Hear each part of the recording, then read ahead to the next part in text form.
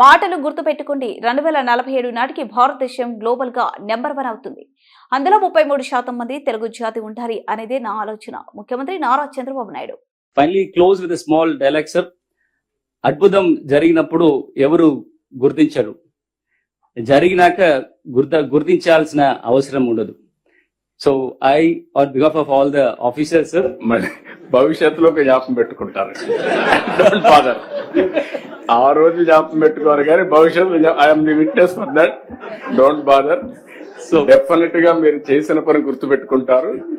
Beginning లో గుర్తు పెట్టుకోకపోవచ్చు, జరిగినా గుర్తు పెట్టుకోకపోవచ్చు, శాశ్వతంగా గుర్తుంటారు. You make it. So I assure you, sir, we all will be a part of this wonderful miracle what we are aspiring, and we'll definitely with you make it happen.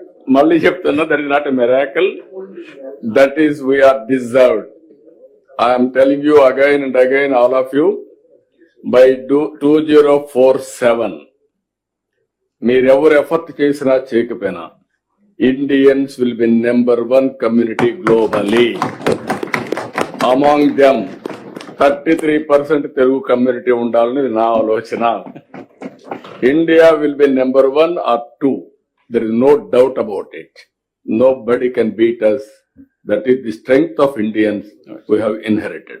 I am telling you, మీరు ఇంకా ఆలోచన వదిలేండి. మీరు ప్రపంచం మొత్తం గుర్తిస్తున్నారు. ఆ పరిస్థితి వచ్చేసారు. ఒకప్పుడు నేను మాట్లాడితే నేను చెప్పాను, మీరు కొంతమంది గుర్తుపెట్టుకోవాలి. ఒక స్విట్జర్లాండ్ మంత్రి వచ్చాడు. నేను ఇది మాట్లాడితే ప్రెస్ లో చెప్పాడు, ఏమని, మా దేశంలో ఆయన పిచ్చోడు, ఏదో వాగుతున్నాడు చీఫ్ మినిస్టర్ అయినా, మా దేశంలో జైల్లో పెడతారని చెప్పాడు. చెప్పెళ్ళాడు. అందరూ నా పొజిషన్ పట్టుకున్నాను, నువ్వు పిచ్చోడు పిచ్చోడు అని. దెన్ తర్వాత అతను ప్రైమ్ మినిస్టర్ అయ్యాడు. నేను దావోస్ పోతే సారీ చెప్పాడు. I'm extremely sorry. ఇప్పుడు నాకు అర్థమవుతుంది ఇండియా అంటే ఏంటని. అంటే ఇండియా అంటే ఒకప్పుడు ఎవడు గుర్తించేవాడు కాదు. సింగపూర్ పిఎం వచ్చాడు, గోచాంగ్ వచ్చి మేము ఇద్దరు కారులో పోతున్నాం, ఇవన్నీ మాట్లాడుతూ ఉంటే ఆయన అన్నాడు, నువ్వు చాలా ఆప్టిమిస్ట్ అన్నాడు. కాదండి, ఐఎమ్ రియలిస్ట్ ని నేను చెప్తున్నా. 100% India is going to achieve అని చెప్పాను. You are having confidence, I don't have any confidence అన్నాడు. ఓకే, విల్ ఛాలెంజ్ అంటే చూద్దాం అన్నా నేను. మళ్ళీ నేను ఎక్కువ రెగ్యులర్గా పోతా ఉంటాను సింగపూర్కి.